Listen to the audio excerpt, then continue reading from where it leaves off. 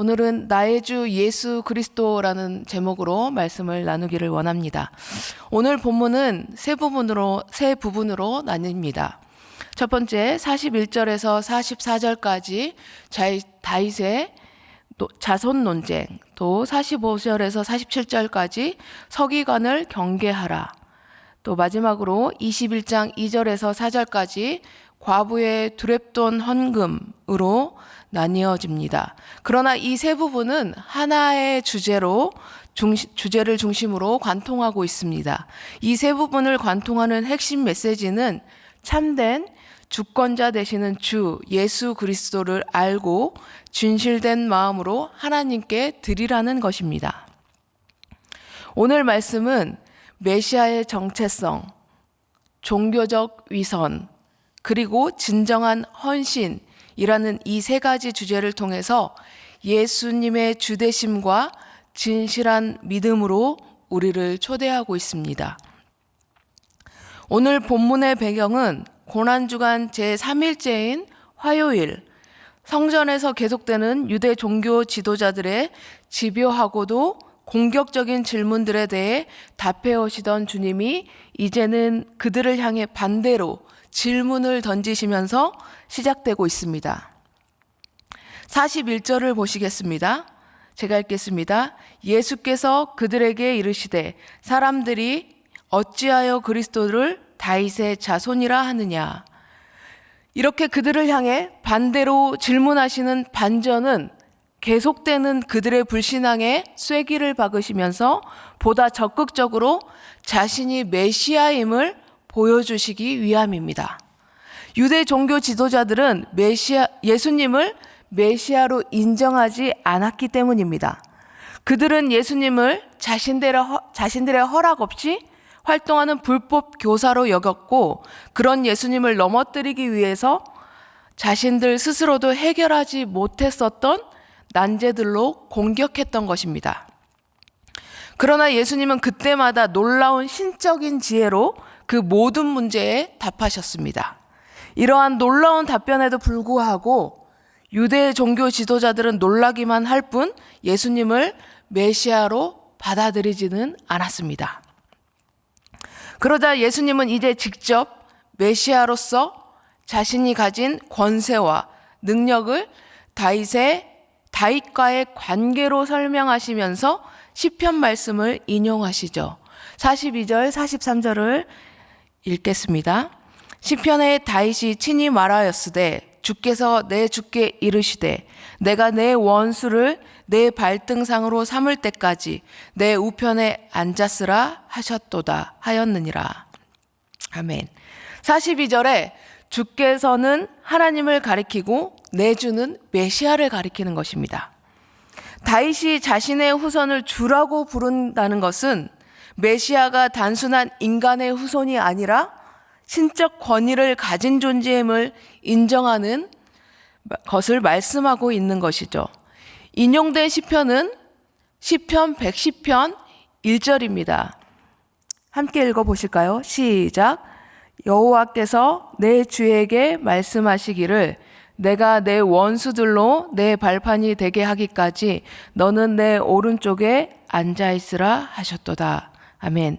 이렇게 시편을 인용한 본문은 메시아가 가진 성품, 즉 완전한 인간인 동시에 완전한 신으로서 인성과 신성을 동시에 지녔음을 보여주고 있는 말씀입니다. 유대인들은 메시아가 다윗의 혈통으로 오실 것으로 알고 기다려왔습니다. 그러나 문제는 메시아가 다윗의 자손으로 온다는 사실만 알았지 하나님의 아들이 되시고 만민의 주가 된다는 사실을 몰랐다는 데 있습니다. 인성뿐만 아니라 신성을 소유하신 메시아만이 가지신 독특한 그 속성에 대해서 무지한 유대 종교 지도자들을 향해 예수님은 시편 110편을 인용하여 하나님으로서의 메시아의 성품에 대해 가르치고 있는 것입니다.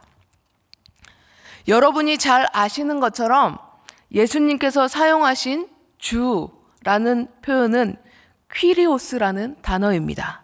예수님께서 이 키리오스라는 단어를 사용하신 것은 매우 중요합니다. 이 단어는 구약 성경 헬라어 번역본에서 하나님의 이름 여호와를 번역할 때 사용한 단어입니다. 즉 예수님은 자신이 단순한 다윗의 후손이 아니라 다윗보다 위대한, 다윗이 경배하는 주님이심을 스스로 선언하신 것입니다. 유대인들이 생각하듯 단순히 다윗의 업적을 계승해서 유대의 왕국이라는 조그만 나라를 회복할 정치적 메시아가 아닌 새로운 하나님의 나라를 세우실 참된 구원자가 되시는 메시아의 주되심을 계시하고 있는 것이죠. 오늘 아침에 이 예수님의 질문이 우리에게도 도전이 되는 줄로 믿습니다. 저와 여러분에게 예수님은 누구입니까? 단순한 스승쯤 되는 분이십니까? 아니면 퀴리오스, 참된 주권자 되시는 메시아 되십니까? 우리 중심을 점검하는 이 아침이 되기를 간절히 소망합니다. 이제 다음으로 예수님은 서기관들의 외식에 대해서 45절부터 47절까지의 말씀에 경고하시는데요. 이 내용은 마태와 마가도 동일하게 기록하고 있습니다. 그런데요, 누가는 예수님의 권세를 거부하는 유대 종교 지도자들의 계속되는 집요한 공격과 이에 대한 예수님의 대답 및 가르치심을 다루고 다른 복음서 저자들과는 달리 특별히 강조하려는 것이 있습니다. 그것은 바로 말씀을 듣는 대상입니다. 마태는 무리와 제자들에게 전했다고 기록하였는데요. 그러나 누가는 모든 백성이 들을 때에 그 제자들에게 이르셨다고 기록하고 있습니다. 45절에서 47절입니다. 제가 읽겠습니다. 모든 백성이 들을 때에 예수께서 그 제자들에게 이르시되 긴 옷을 입고 다니는 것을 원하며 시장에서 문안받는 것과 회당의 높은 자리와 잔치의 윗자리를 좋아하는 서기관들을 삼가라. 그들은 과부의 가산을 삼키며 외식으로 길게 기도하니 그들이 더 엄중한 심판을 받으리라 하시니라. 모든 백성들도 예수님의 교훈을 듣고 있었지만 그 교훈의 1차적인 대상은 바로 제자들이었다는 사실을 누가는 강조하고 있습니다. 당시 예수님께서 제자들을 특별히 유념하시고 이 말씀을 주신 이유는 예수님은 그 제자들도 서기관들처럼 사람들에게 높임을 받고자 하는 마음이 있음을 아셨기 때문입니다. 실제로 제자들은 예수님으로부터 이러한 가르침을 받은 지 바로 며칠이 안 되어서 누가 큰 자인지에 대한 논쟁을 할 정도로 그들의 마음 역시 세속적인 욕망으로 차 있었음을 우리는 볼 수 있게 됩니다. 이 경고의 말씀은 예수를 믿는 자들, 특히 교회 지도자, 리더들에게 강조된 가르침임을 우리는 볼 수 있어야 합니다. 저와 여러분도 이 주님의 가르침을 마음에 새기기를 간절히 소망합니다. 이제 서기관들의 교만한 마음과 섬김 받기를 좋아하는 악한 마음에 대해서 구체적인 사례 5가지 들어 예수님은 책망하십니다. 첫 번째로 긴 옷을 입고 다니는 것을 원한다라고 말합니다. 그 당시에 옷의 길이에 따라 자신의 지위를 나타내었습니다. 그래서 긴 옷을 입고 다니며 자신의 지위를 자랑함을 말하는 것입니다. 그리고 사람들이 많은 시장에서 문안받는 것, 인사받는 것을 즐긴다고 말씀하고 있습니다. 이것은 특별한 인정을 갈망하는 것을 말하는 것입니다. 그 다음 또한 회당의 높은 자리와 잔치의 윗자리를 좋아한다고 말합니다. 특별한 자리를 좋아했음을 이야기하는 것입니다. 다음으로 그들은 남에게 보이려고 오랫동안 길게 기도했다고 말합니다. 이것은 삶은 수반되지 않은 기도를 말하는 것입니다. 자신의 경건함의 과시로 자신이 드러나는 것을 견고하고 있는 말씀입니다. 과부의 가산을 삼켰다라고 또 말씀하는데요. 과부의 재산을 관리하다가 빼앗을 정도로 서기관들은 부도덕하고 재산을 탐하는 자들이었음을 보여주고 있습니다. 여기서 예수님이 사용하신 삼키다라는 단어는 탐욕스럽게 먹어치우다라는 의미를 가진 단어입니다. 서기관들은 외적으로는 경건한 모습을 보이지만 내적으로는 가난한 과부들의 재산을 탐욕스럽게 착취했음을 보여줍니다. 그들은 종교적 권위를 이용해서 자신들의 이익을 추구했던 것이죠. 이사야 29장 13절에는 하나님은 이렇게 말씀하셨습니다. 주께서 이르시되 이 백성이 입으로는 나를 가까이하며 입술로는 나를 공경하나 그들의 마음은 내게서 멀리 떠났나니 그들이 나를 경외함은 사람의 계명으로 가르침을 받았을 뿐이라. 아멘. 우리는 종종 다른 사람들에게 보이기 위한 신앙생활을 할 위험에 빠질 수 있음을 경고하는 말씀입니다. 예배당에 우리의 몸은 앉아 있지만 마음은 다른 곳에 있을 수 있습니다. 입술로는 하나님을 찬양하지만 일상에서는 그분의 뜻에 반하는 삶을 살 수 있습니다. 예수님은 우리에게 이러한 위선을 경계하라고 경고하십니다.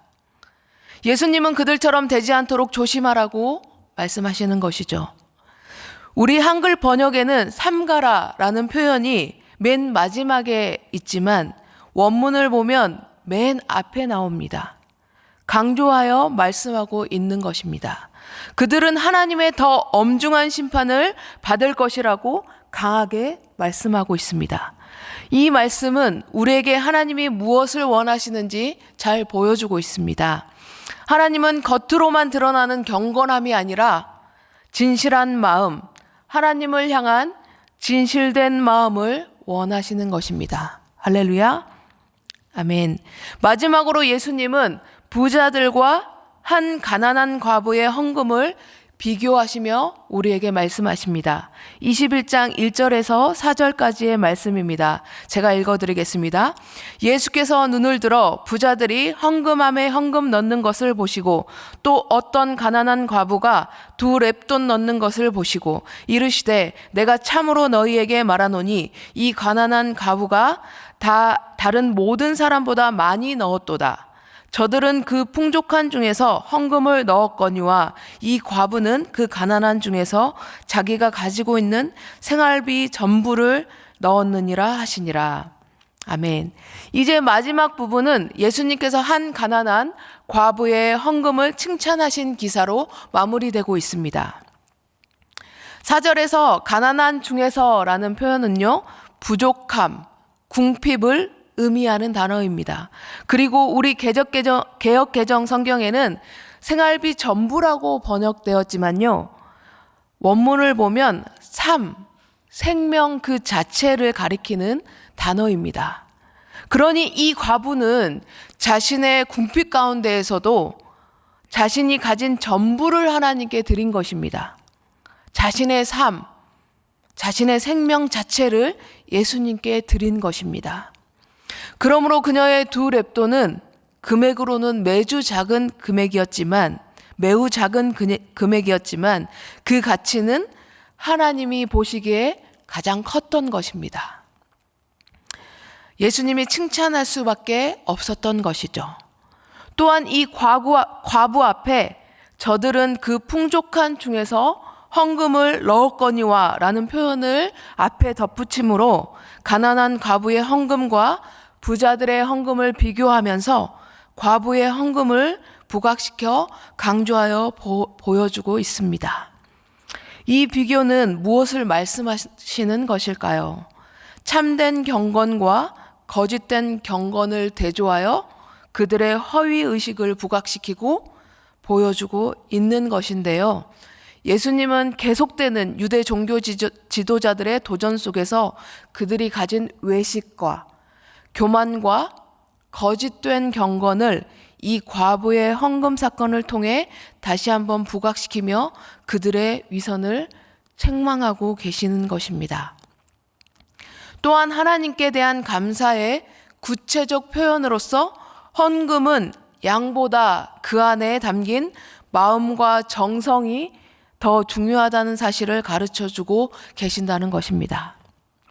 그녀는 예수님을 진정한 주님으로 인정하고 자신의 전부를 드리는 진실한 헌신을 보여주고 있습니다.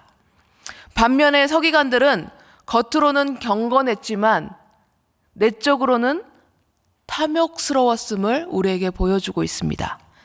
우리의 모습은 어떠합니까? 오늘 말씀을 통해 우리의 마음을 들여다보는 시간이 되기를 예수님의 이름으로 축복합니다. 말씀을 맺겠습니다. 오늘 주님은 메시아의 정체성, 종교적 위선, 그리고 진정한 헌신이라는 이 세 가지 주제 메시지를 통해서 예수님의 주 되심과 진실한 믿음으로 우리를 초대하셨습니다. 이 세 가지 진리가 우리의 삶에 적용되어 참 구원자 되시는 예수 그리스도를 나의 주라고 깊이 고백하게 되는 저와 여러분 다 되시기를 축복합니다. 또한 우리의 주가 되시는 예수님께 내 마음, 중심, 나의 생명까지 전부 드릴 수 있게 되는 우리의 모두의 오늘의 삶, 그리고 앞으로의 인생 다 되시기를 예수님의 이름으로 간절히 축복합니다. 아멘. 이 시간 함께 기도하기를 원합니다. 오늘 받으신 말씀을 기억하시며 기도하시고요. 또 개인의 기도 제목으로 기도하시며 또한 그렇게 기도하시고 돌아가시겠습니다. 기도하겠습니다. 하나님 아버지 감사합니다.